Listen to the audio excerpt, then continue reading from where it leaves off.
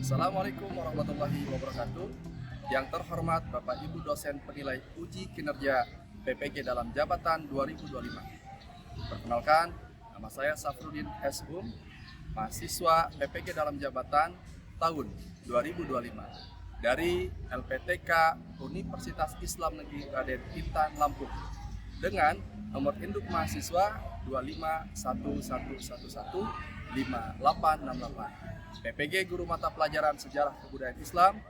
Hari ini, Jumat 10 Oktober 2025 akan melaksanakan uji kinerja praktek pembelajaran untuk siswa kelas 12 IPS 1 MAN 3 Tangerang dengan topik Islam di Nusantara, subtopik teori masuknya Islam di Nusantara.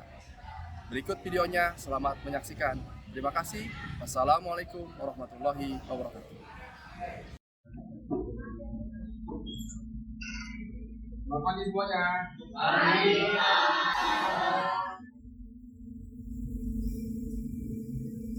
Assalamualaikum warahmatullahi wabarakatuh. Waalaikumsalam warahmatullahi wabarakatuh. Apa hari ini? Alhamdulillah, luar biasa, sehat selalu. Allahu Akbar. Sebelum kita mulai pembelajaran, alat PPG kita tetap dulu. Mudah-mudahan hari ini kita tetap pembelajaran, kemudian kelancaran sampai akhir mata pelajaran. Oke, ada yang bisa bantu Bapak untuk memimpin doa? Kira-kira siapa? Ada ya? Istaidu doaan. Bismillahirrahmanirrahim. Rabbi zidni ilma warzuqni fahman birahmatika ya arhamar rahimin. Terima kasih teman-teman. Sekarang Bapak memakai dulu kehadiran hari semua hari ini. Ada yang mau masuk? Siapa? Jadi Bapak absen aja dari urutan pertama ya. Alexa. Andin. Warda. Teman-teman, jadi yang nggak hadir hari ini satu orang ya. Nggak boleh lagi sakit.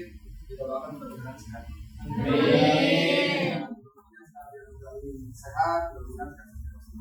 Teman-teman, sebelum kita mulai, alangkah baiknya untuk membuat nyaman kita pembelajaran kita sampai akhir, cek ke bawah mejanya, kanan, kiri, depan.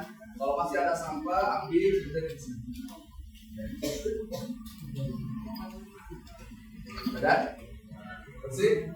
Oh, biasa nih bersihnya. Jadi sebelum belajar kita udah bersih. Teman-teman, untuk menumbuhkan rasa nasionalisme kita, kemudian memperkuat rasa kita ke negara Republik Indonesia, dulu kita melakukan nasional. Kadang utang dulu makan, mau pulang jangan. Oke, teman-teman, sebelum kita mulai materi, kita bikin persetujuan kelas dulu, ya. Aturan kelas atau juga proses pembelajaran. Pertama, teman-teman, ketika dalam proses pembelajaran, Bapak harapkan HP-nya disimpan dulu. Nanti ada waktunya ketika Bapak sudah cari data, cari informasi boleh. Itu yang kedua. Yang kedua, jangan sampai ada yang kemudian mengeluarkan kata-kata kasar. Kemudian kalau ada yang ngomong, terus mati nih. Kalau ada yang ngomong, teman-teman silakan dengarkan. Digantian ketika teman-teman kasih kesempatan ngomong, yang lain dengarkan. Semangat ya. Oke, biar lebih semangat teman-teman sebelum kita mulai masuk ke materi, Bapak harapkan semuanya bangun. Ada game sedikit dari Bapak. Coba tepuk 3. Ulangi lagi. Kelompok 5. Masih ini masih ragu. Kelompok 5 2 kali.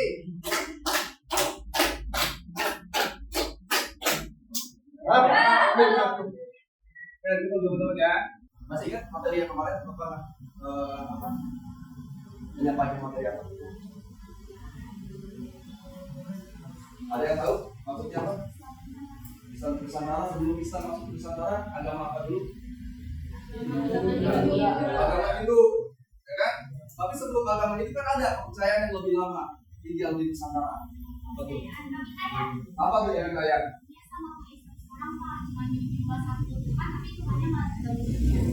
Tuhannya sama Allah atau siapa? Beda. Siapa? Sang Hyang Tara.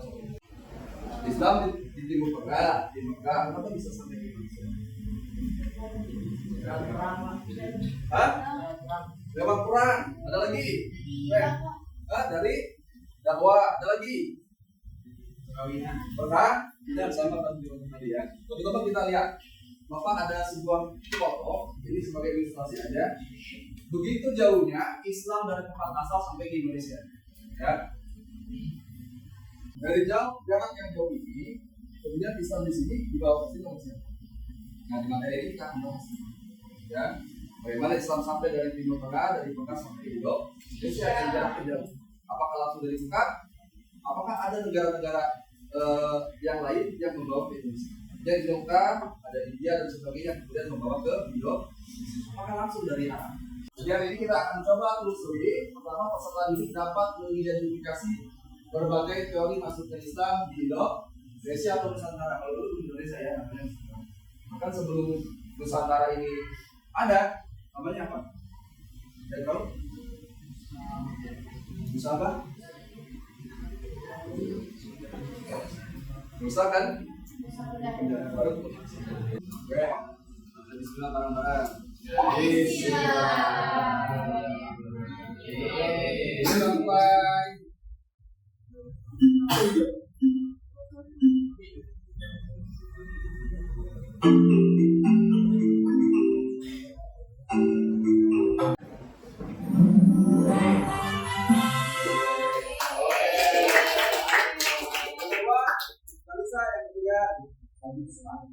Masih teman-teman ya.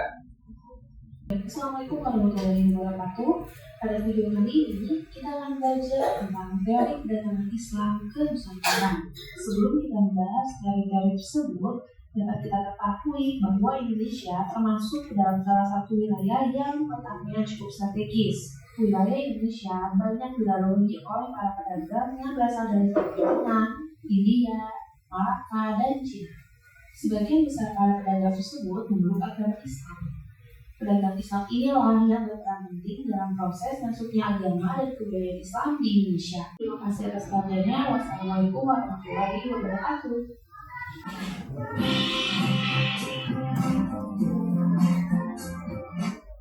Oke, tidak ada teman-teman ya. Ada berapa teori tidak ada? Sekarang ini akan membentuk 4 kelompok. Jadi masih acak ya. Terserah teman-teman tertariknya ke kelompok yang mana. Nanti dulu berdasarkan teori yang paham ya? Oke, silakan. Kumpul selesai dulu.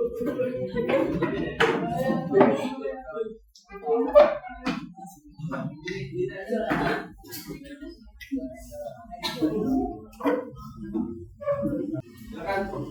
Program kelompoknya boleh di ya, boleh dipoto. Ini gambar sebenarnya ya.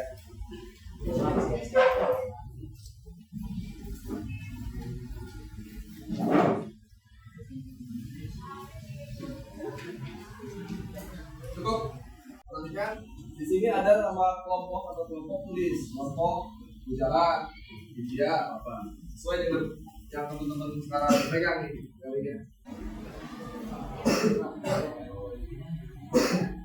15 menit ya. Dari datanya.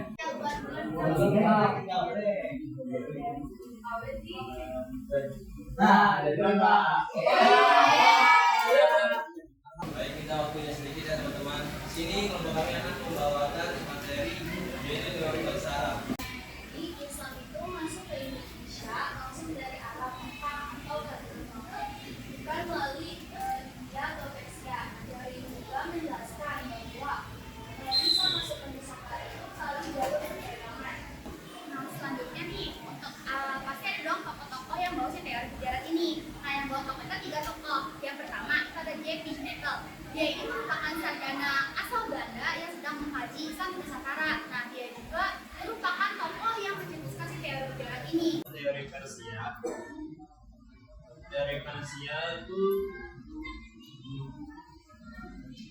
Islam dibawa ke Nusantara oleh para pedagang dan ulama dari Persia. Sebelum kita tutup dengan kesimpulan dan refleksi, Bapak akan kasih tugas. Tugasnya itu adalah beberapa soal yang harus teman-teman kerjakan.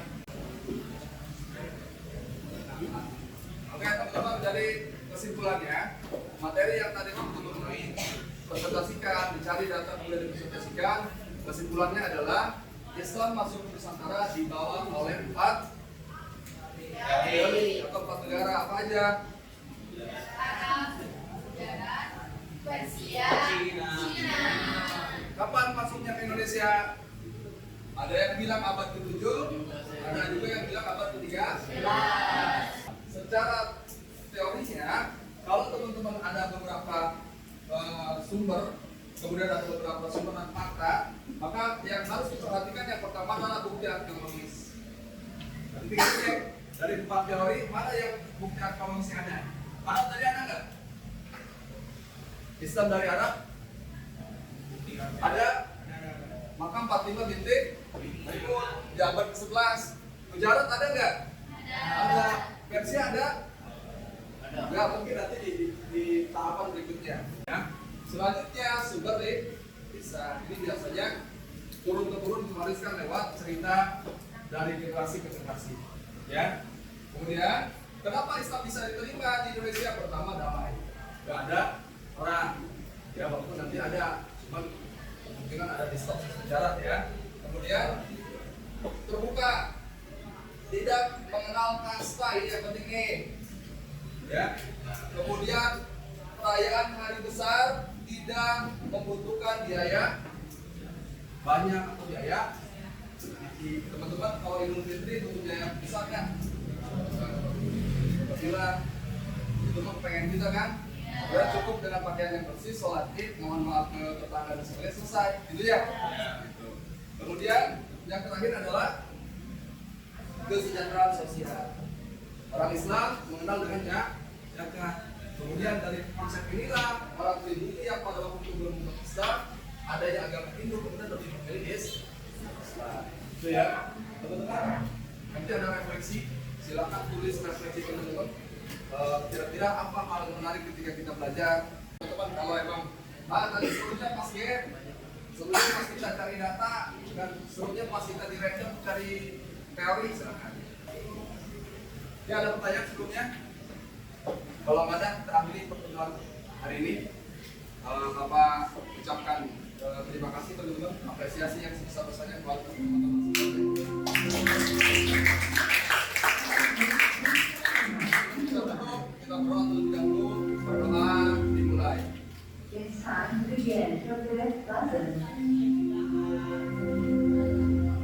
Selesai? Sehat? Sukses selalu buat semuanya. Assalamualaikum warahmatullahi wabarakatuh.